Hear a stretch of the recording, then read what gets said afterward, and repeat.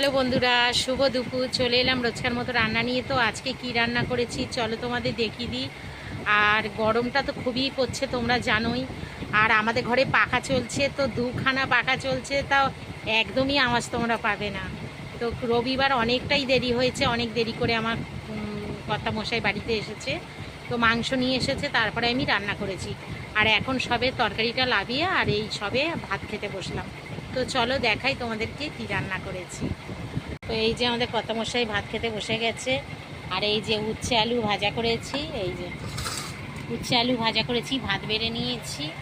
আর এইখানটায় এই দেখো চিকেন হয়েছে, এই যে আজকের চিকেন হয়েছে।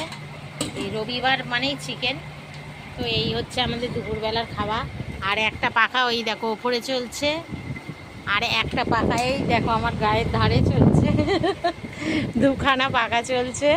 আর আমরা এই খেতে বসে গেছি। এইখানে ভাতের হাঁড়িটা খুলে রেখেছি, কারণ প্রচণ্ড গরম, ভাত নষ্ট হয়ে যাবে, যার জন্যে আমি এই ভাতের হাঁড়িটা খুলে রেখেছি ঠান্ডা হওয়ার জন্য।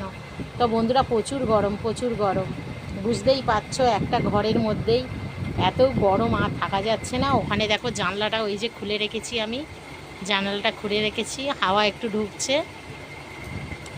আর কীরকম রোদ দিয়েছে তো দেখো, এই দেখো প্রচণ্ড হারে রোদ দিয়েছে, প্রচুর রোদ দিয়েছে।